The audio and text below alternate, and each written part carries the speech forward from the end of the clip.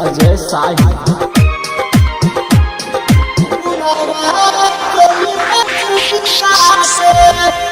गईल रही साटा पनाचे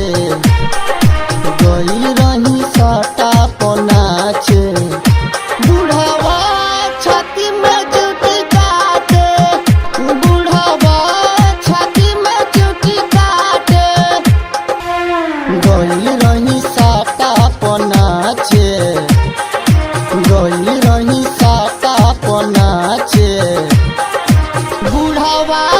चोली में चुटी काटे बुढ़ावा पीछे से चुटी काटे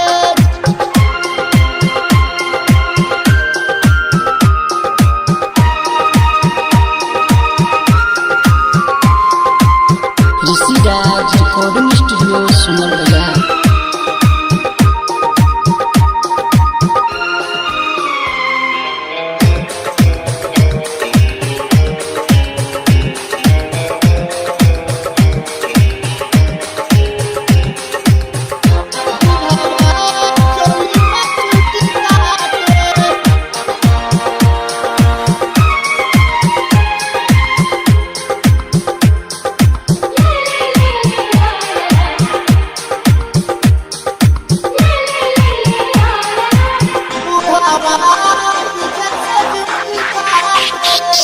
नमरी देखावे हो घघरी उठावे जोड़ी के भीतरी ले अंगुरी घुसावे जोड़ी के भीतरी ले अंगुरी घुसावे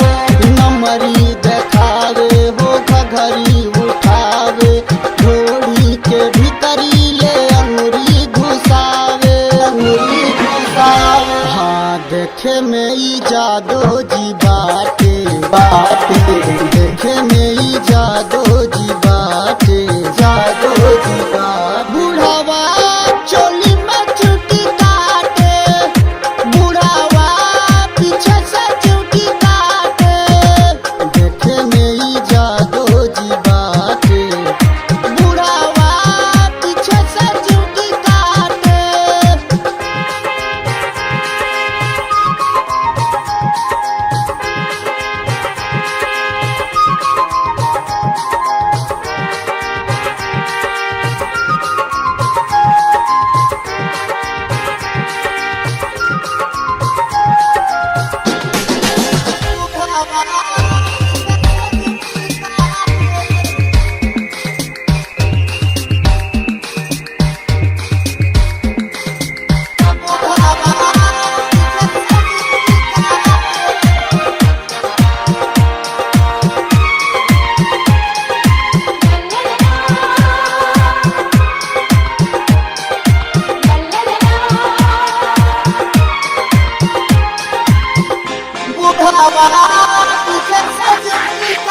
गमछा हिलावे कबो डंडा देखावे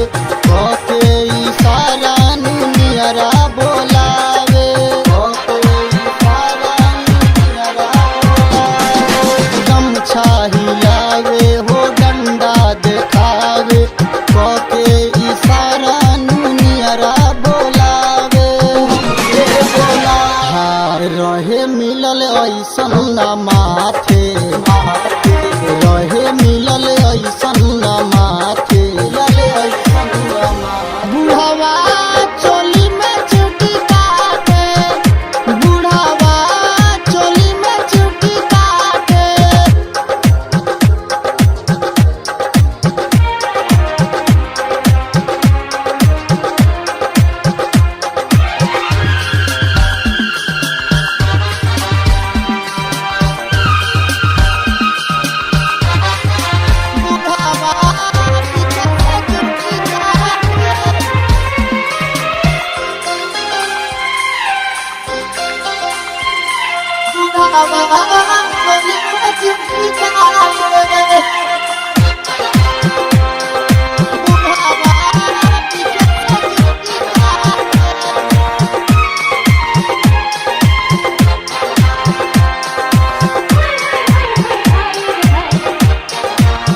Siddharth Recording Studio, Surabaya.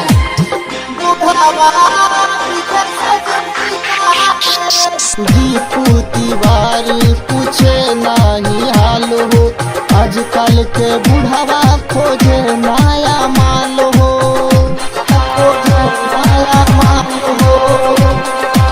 Aslam Bihari पूछे नहीं हाल हो,